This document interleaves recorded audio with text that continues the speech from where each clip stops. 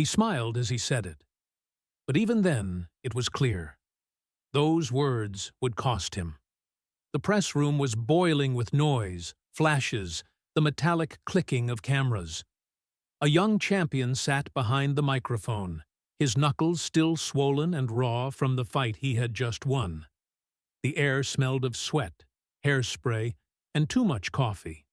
The kind of heavy blend that clung to every sports press conference. Reporters leaned forward, their recorders extended like small weapons. Behind them, fans pressed against the barriers, holding up phones, desperate to catch every word that came out of his mouth. He had just dismantled a top contender inside 3 rounds. His jaw was square, his skin gleamed with the sheen of fresh victory. Every movement radiated the cocky looseness of a man who believed there was no ceiling above him. And the crowd loved it, his charm, his bravado, his youth. A journalist in the front row adjusted his glasses and raised his voice over the chatter. "Who's next for you? Is there anyone from the past, one of the legends, you'd dream of facing if you had the chance?" It was a harmless question, tossed out more for color than for controversy. But silence fell for a second, because everyone leaned in. The champion leaned back in his chair, the smirk forming before he even opened his mouth. He chuckled, shaking his head. "Well, anyone but Chuck Norris," he said, dragging out the pause just enough to make sure every lens caught the glint in his eye. The room reacted with a ripple of laughter, unsure if it was a joke. He leaned forward, elbows on the table now, voice dropping into a playful taunt. "Come on. Chuck's just a movie fighter. Hollywood kicks, slow punches. I'd put him to sleep in under a minute. Easy." The words hit like a spark in gasoline. The laughter erupted louder this time, cameras flashing in frantic bursts. Some reporters hid their grins behind notepads. Others stared wide-eyed, stunned by the disrespect. Out in the back, fans began shouting, chanting his name like he had scored another knockout right there on the stage. Within minutes, the clip was already climbing across social media. Phones buzzed on desks, screens lit up. The line, "Chuck Norris is fake," spread like wildfire, the hashtag catching fire faster than his PR team could even think about damage control. He basked in it, sat back, shoulders loose, sipping bottled water like he had rehearsed the moment. His eyes darted to the cameras, and he winked at one of them. That wink was replayed thousands of times before he even left the building. A veteran reporter, not laughing, raised his voice over the chaos. "Are you saying this seriously?" Not as a joke. The champion didn't hesitate. His tone carried no hint of irony. "Absolutely." The silence after that line was heavier than the laughter had been. A few scribes exchanged looks. This wasn't playful trash talk anymore. It was an open wound being poked on live television. The young man didn't notice, or pretended not to. He was too caught up in the thrill of hearing his own words echoed back at him. When the press conference ended, the room split into factions, some chuckling at the audacity, others shaking their heads in disbelief. As the champion walked off stage, people shouted questions at him, hoping for another outrageous quote. He didn't give them one. He just raised a fist in mock salute and disappeared into the corridor. The smell of the sweat-soaked arena still clung to his hoodie. His hands still ached from the fight. But it wasn't his victory people were already talking about. It was the sentence he had tossed into the air like a careless jab. And though he couldn't know it yet, that sentence was about to change the shape of his career forever. Just wondering. Where are you watching from? Write it down, bellow. Television loved stories that carried fire, and this one burned across every channel before the champion even had a chance to sleep off his adrenaline. Sports anchors replayed the clip on a loop, laughing nervously before dissecting the arrogance in his voice. Morning shows debated whether it was pure bravado or unforgivable disrespect. Late-night comedians slipped the quote into their opening monologues, each joke ending with an exaggerated karate chop that sent audiences into hysterics. But it wasn't all laughter. On talk radio lines, older fighters called in with raw irritation in their voices. Veterans who had trained in sweat-soaked dojos before MMA was even a mainstream word reminded listeners what it had meant, decades earlier, to see martial arts on the screen for the first time. Chuck Norris wasn't just a celebrity to them. He had been a doorway, a spark that lit gyms in towns where no one had ever thrown a kick before. To them, dismissing him was more than a cheap laugh. It was tearing at the roots of their own history. One retired boxer, his voice gravelly from years of punishment, snapped during a live segment. "Kid thinks he invented toughness? Without Norris, half these kids wouldn't even know what a black belt looks like. Show some damn respect." Clips of that outburst went viral too, layered over slow-motion replays of the champion's smirk. The internet had no mercy. Memes, mock posters, edits splicing Norris's most famous movie knockouts against footage of the champion's fights. The more people laughed, the more the tension grew, because beneath the humor, something sharp was taking shape. And yet, through all of it, the man at the center of the storm said nothing. For 3 full days, Chuck Norris remained silent. No interviews, no social media posts. His face did not appear on the screens that suddenly craved his reaction. The silence itself became a story. News tickers read, "Still no comment from Norris." Commentators speculated, maybe he's too old to care. Maybe he's letting it slide. Or maybe he's waiting for the right moment. The waiting made it worse. The absence of his voice was louder than the champion's taunts. Every hour without a statement deepened the curiosity. By the 4th day, journalists were parked outside his ranch in Texas, lenses trained on the gates. Still nothing. And then, quietly, he appeared. It wasn't a press conference, not a grand reveal, just a sit-down interview with a local news station, the kind that normally reached only a few counties. The footage spread in minutes. He looked older, of course, his hair silver, his face carrying the lines of years lived fully. But his eyes were steady, and his voice was soft, without anger. "He's young," Norris said, a faint smile tugging at his mouth. To him, strength is just speed and muscle. "I remember when I thought the same way." The interviewer leaned forward. "So, you're offended?" Norris shook his head. "No, I don't get offended.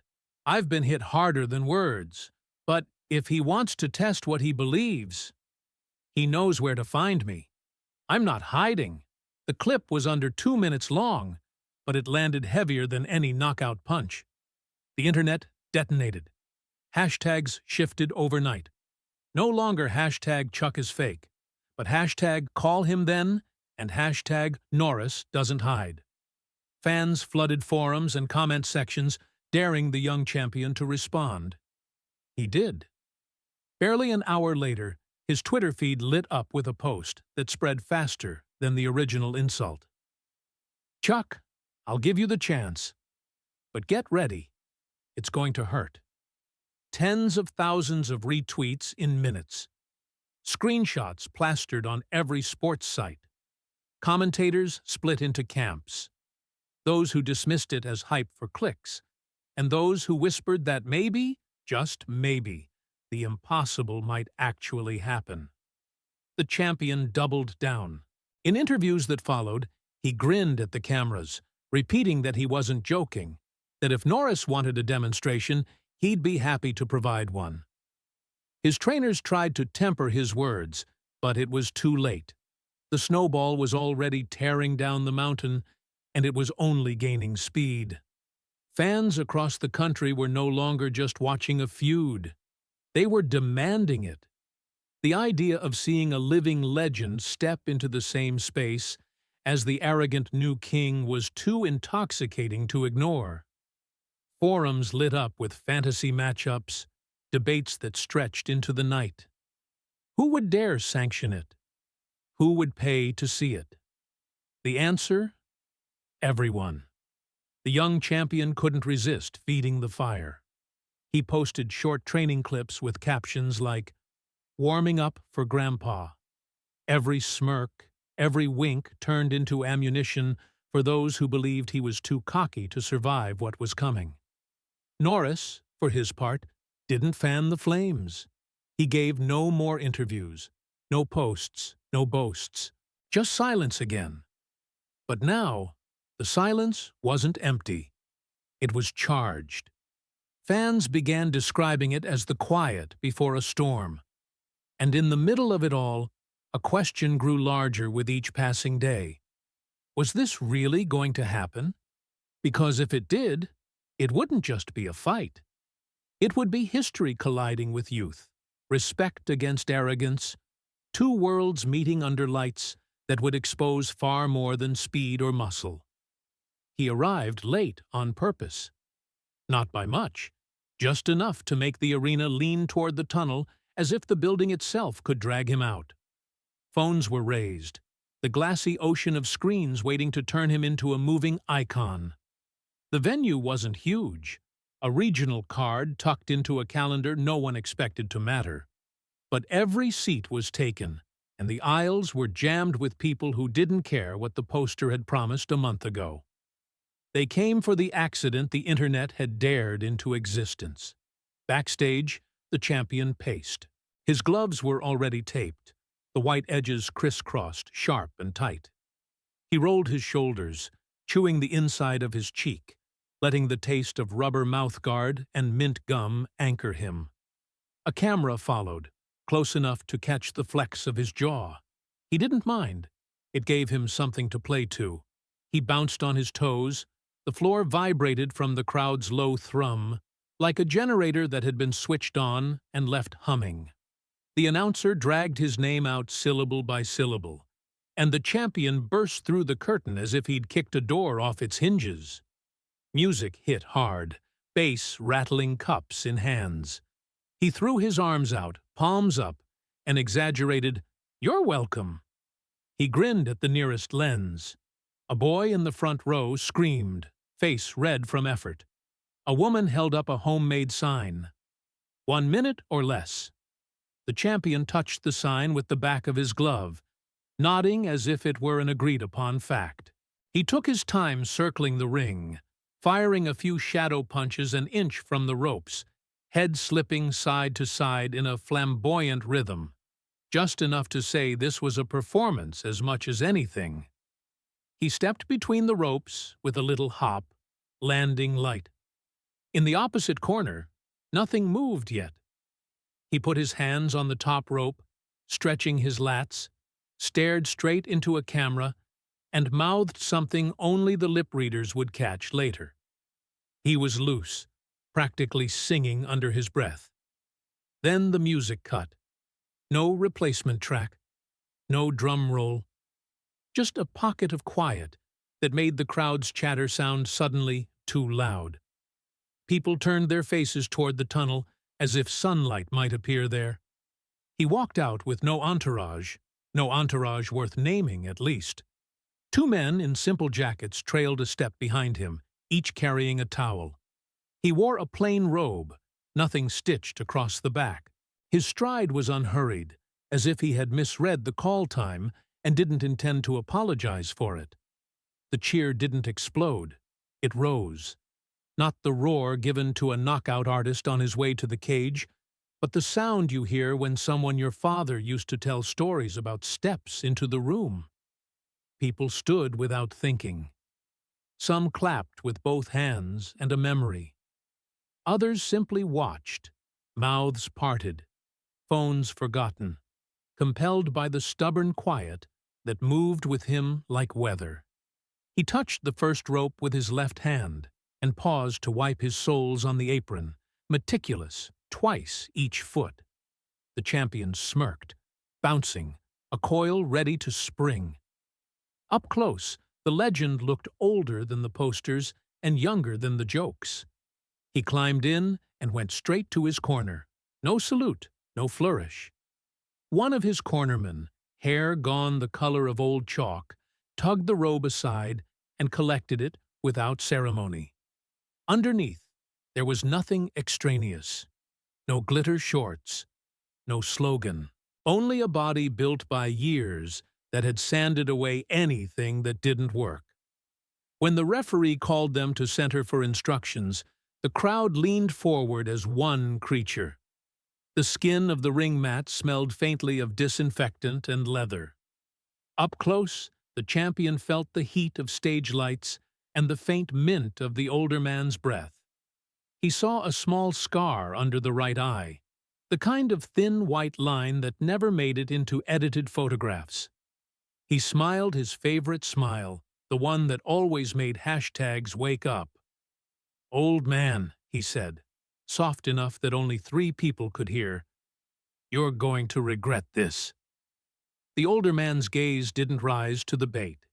His eyes were not hard, they were clear. "I've heard that, hundreds of times," he replied, so calm the words landed without splash. A thread of laughter rippled through the first rows, uncertain who had said what. The referee's voice buzzed in their ears. "Keep it clean, follow my commands, break when I say break." His mouth moved, but the crowd had learned to watch for something else. The older man's posture was not squared off like a textbook image. He stood angled, weight somewhere that didn't show in photographs, hands relaxed, as if he were waiting in a grocery store line with nothing to prove. The champion took note and filed it under Quirky. They touched gloves at the ref's insistence. The champion let his glove fall away quickly, dismissive. He jogged back to his corner with bounce and swagger, shaking out his arms, cracking his neck. He looked over his shoulder and smirked again, a performance for the last row. In the opposite corner, the older man didn't look back. He took one breath in, one breath out, like a small door opening and closing inside his chest. Ringside, a debate flickered across the faces of commentators. Amusement, dread, a professional curiosity. One of them leaned toward the mic and said nothing. The producers didn't cut to a replay. There was nothing to replay yet. That feeling of a pause before a match that might turn into a story grandparents would talk about made even the loudest people forget their lines. The champion felt the crowd's energy funnel into him. He rolled his wrists as if unscrewing stubborn jar lids. He pictured the first 30 seconds. Feints, a stingy jab to draw a reaction, a fast level change to set up the right hand. He had practiced his choreography in the mirror of his own belief. This was an exhibition in all but name. A lesson. He would be the teacher. Across from him, the older man placed his back foot on a piece of tape only he seemed to notice. His lead hand drifted into space with no tension in the shoulder. Something about the angle made a coach 4 rows back sit up a little straighter. Only a few saw it. Even fewer understood it. The crowd, hungry for violence, mistook stillness for weakness. A chant began near the rafters and fell apart before it learned its own words. A man in a cowboy hat took off the hat and held it to his chest. A teenage girl who'd come for a selfie found herself squeezing a stranger's arm, surprised by her own nerves. The camera's 8 faces: awe, contempt, nostalgia, appetite. The ring announced its final facts: names, records, the geological ages printed between commas, and the words dissolved into the air. The champion lifted his chin toward the lights, basking. The older man blinked once, long enough to be a blink, not long enough to be read as thought. The referee stepped in, hand raised toward the timekeeper. Sweat ticked down the champion's spine under the waistband, cool then cold. He realized, vaguely, that the arena had grown strangely precise in its silence, like a studio where the red light above the door had just flicked on.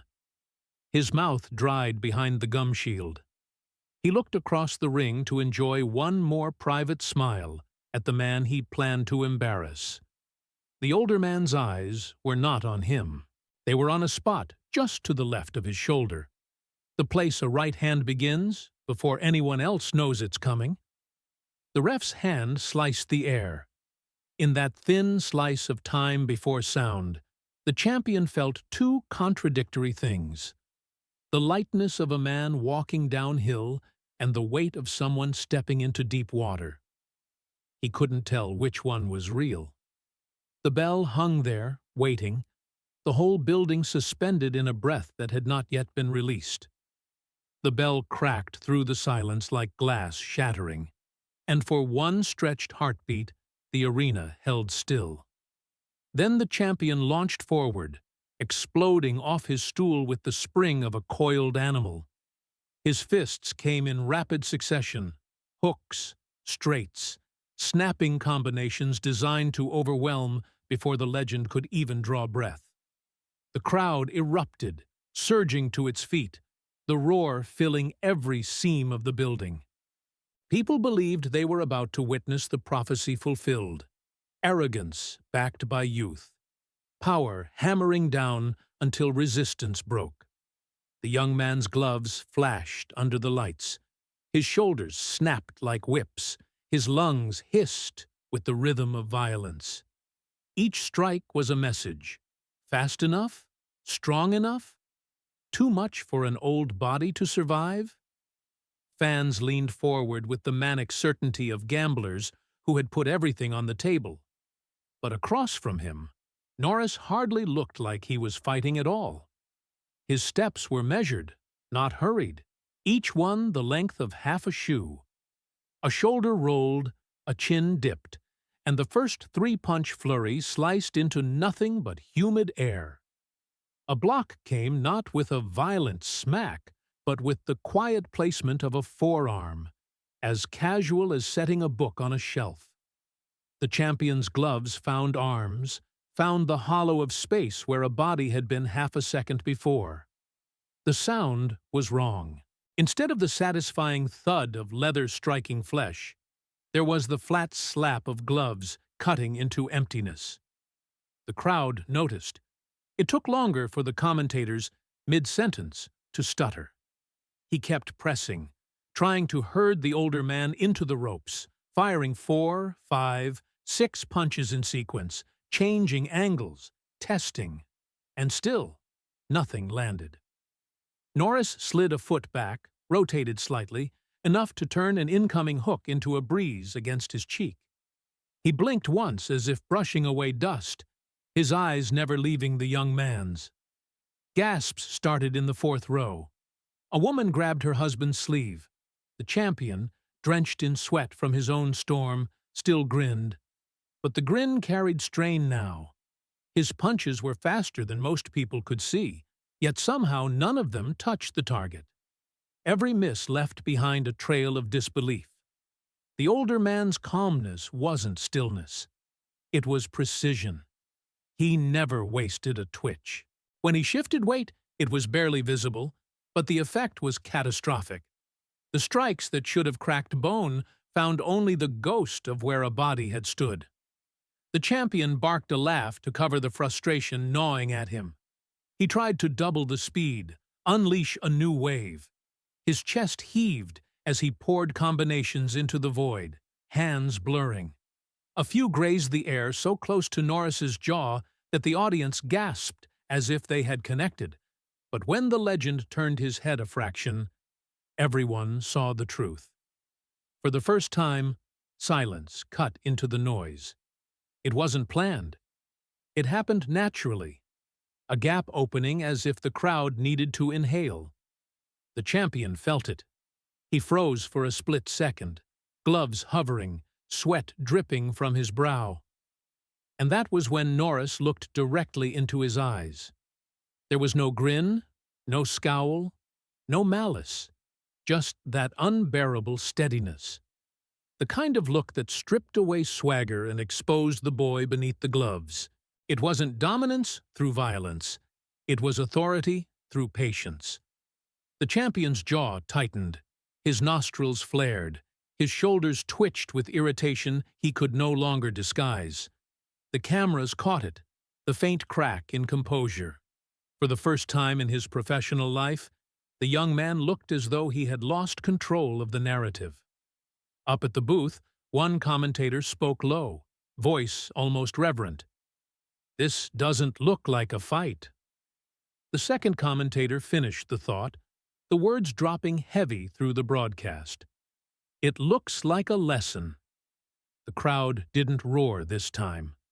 They murmured, because the spectacle they had come for was shifting, bending into something unexpected, something that carried the scent of inevitability. And the champion, sweat slick on his temples, fists heavy, eyes stung by that unshakable calm, was the last to realize it. The grin returned, but this time it was stretched too thin, more mask than victory.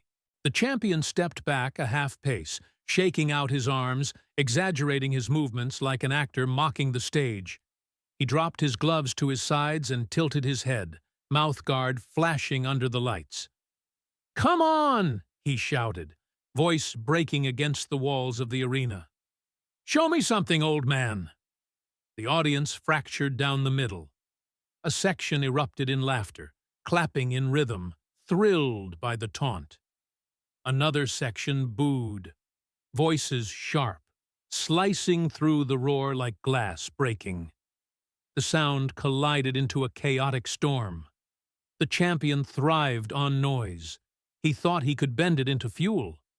He strutted across the canvas with his hands low, chin offered up like bait. He threw out a lazy jab with no intention of landing, just a gesture to show disdain. His eyes never left the older man's. He wanted to see irritation, a crack in the calm. But Norris didn't blink. He stayed in the center of his small circle, shoulders loose, breath even. His feet made the faintest rasp against canvas as he turned just enough to face the storm head-on. The silence of his body was louder than the shouts that poured from every row.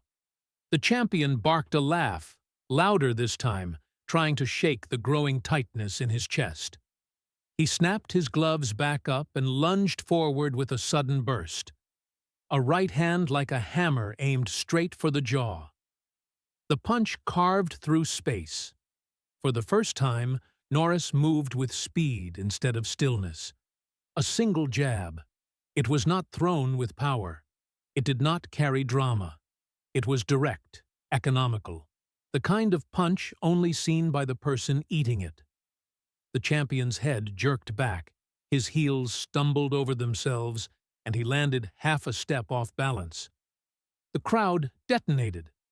The sound was not a cheer, but an eruption. A volcanic disbelief turned into volume.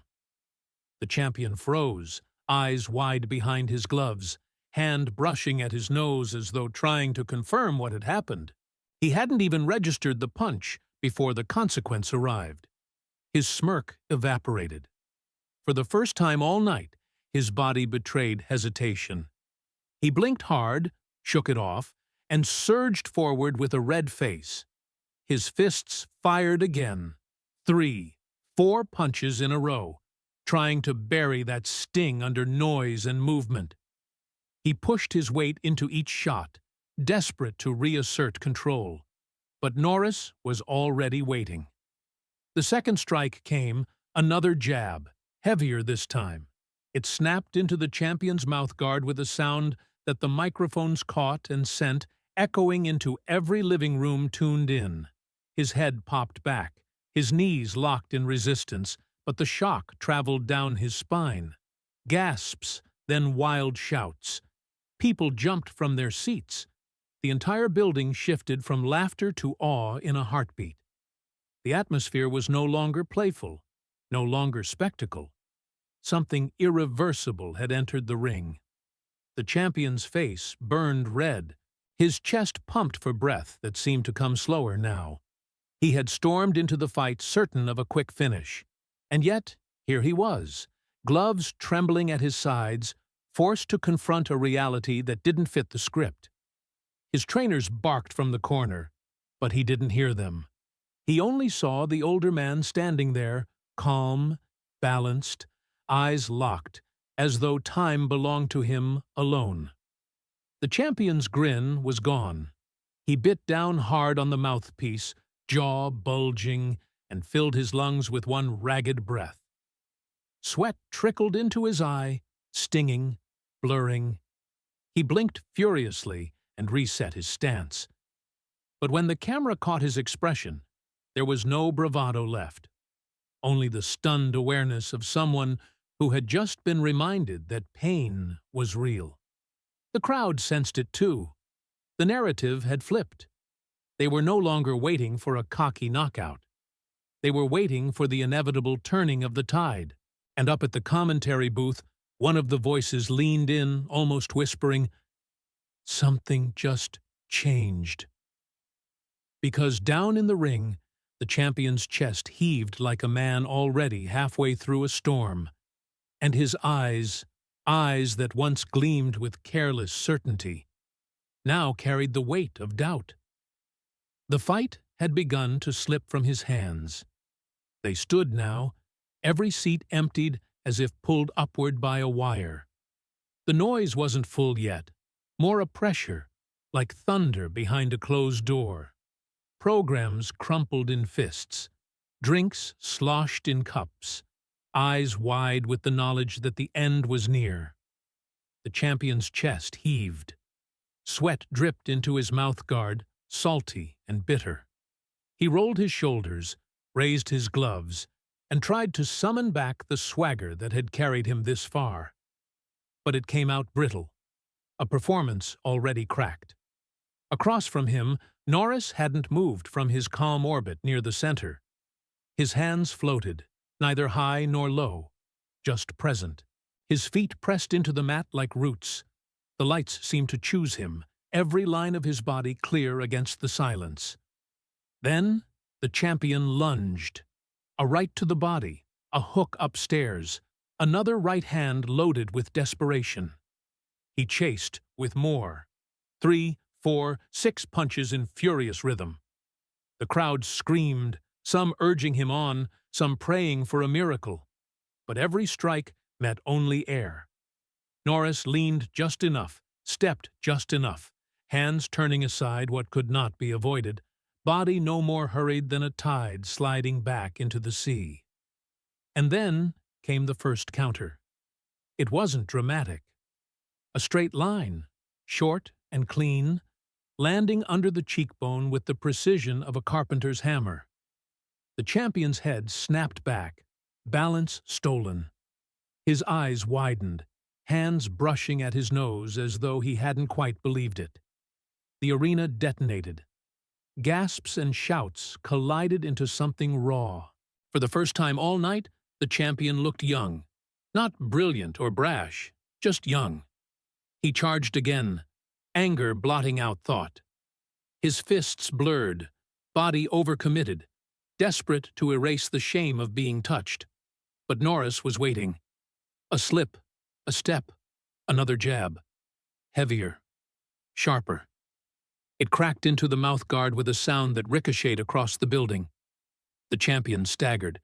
His breath grew ragged, chest pumping, eyes glassy with doubt.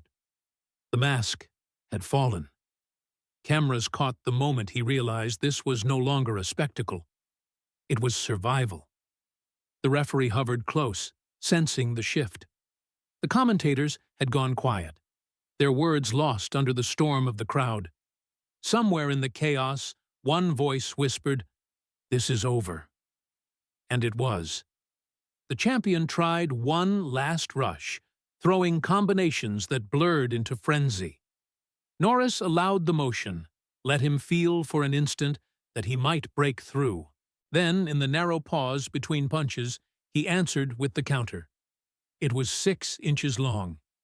No wind-up, no show, just perfect timing. The champion's body folded. He crumpled first to one knee, then sideways, gloves scraping canvas with the sound of tearing paper.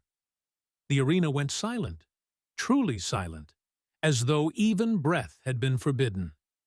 The referee dropped to count, but it was useless. The young man tried to rise, hands pushing against the mat, but his legs betrayed him. When he looked across the ring, Norris was exactly where he had started, watching with steady patience. The count reached 5 before the ref waved it off. It was done. And still Norris didn't celebrate. He walked to the fallen man, bent down, and lifted him carefully by the shoulder. The champion blinked, dazed, caught between shame and awe. His mouth moved, but nothing came. Norris leaned close, voice low but clear enough for the cameras to steal. Real strength isn't breaking someone. It's learning respect. Those words landed heavier than the punch. The crowd erupted, no longer divided. Cheers and whistles roared together, people stamping their feet, clapping until their hands burned. It wasn't victory they celebrated, it was the moment itself, the kind that rewrites a career, the kind that lingers. Later, backstage, the young man faced reporters. His cheek was swollen, his pride cracked, but his voice carried no irony when he said, "I thought he was just an actor." But he's a legend, and outside, as fans spilled into the night, they spoke in hushed tones, as if leaving a chapel. Some replayed the punch on their phones, others simply shook their heads, still unable to believe it. Inside the empty ring, 2 sets of footprints remained. One frantic, restless, fading into smudges. The other precise, balanced, marking the spot where silence turned into thunder.